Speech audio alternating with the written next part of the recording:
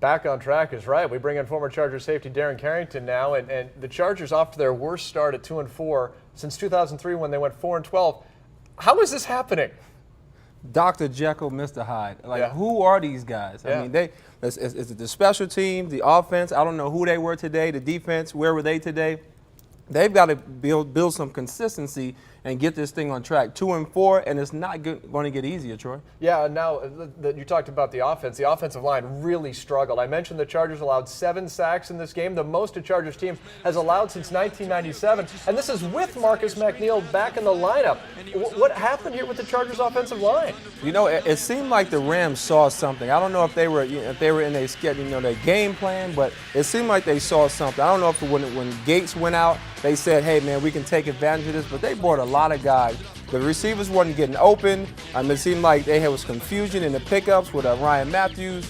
I don't know what was going on. This team looked like maybe they did switch uniforms with somebody else. The Rams had just 10 sacks total in the first 5 games. Rivers has now been sacked 18 times this season, on pace to get sacked 48 times. Now, you mentioned Antonio Gates. More bad news for Gates. His run of 9 straight games with a touchdown catch came to an end, mostly due to this injury. During the first quarter, a couple players landed on his leg. He left the game with an injured ankle. X-rays are scheduled Monday for Gates, who said, quote, I just couldn't go. I couldn't move.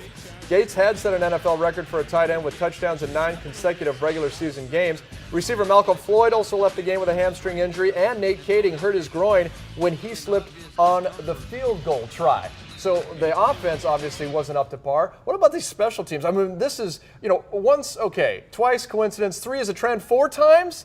So, I mean, is Steve Crosby's job in jeopardy? I mean, yes, your players do make plays, and the coach, it's one of those things, management's going to look to him, but somebody's got to take ownership of the special team.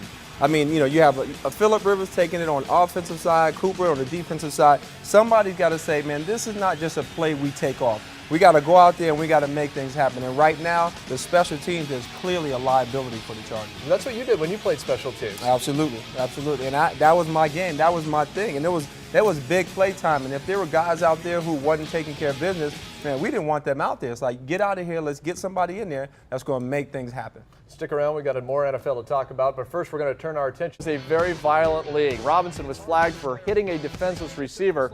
Both guys left the game with head injuries. No word on how long they'll be out. The Eagles won the game 31-17. Darren Carrington is back with us now. And Darren, you ever been involved with a collision like that? Yeah, one or two. I've been on the other side. It doesn't feel good most of the time either way. Real quick, who do you think is Super Bowl contenders in the NFL? I'm going on NFC side. I'm going to go with Philly, and I still like New Orleans. Like New Orleans? I still like New Orleans. On the AFC, I like the Ravens, but it's not over yet for those San Diego Chargers. It's not over yet. Come on, guys. Even though they're 2-4. Even though. All right, time now to take a look at what we're working on for Fox 5 News at 10. And for that, we go over to Susan Lennon. All that stuff, whether you like it or not. Just like the Chargers. Not very good and hard to live through. Yes, a little dark. A little dark. I got that. All right, that'll wrap it up for tonight. Thanks so much for Darren for stopping by, and Mark Sweeney as well. We'll see you back here tonight at 10:45. Until then, keep the game on, San Diego. Good night.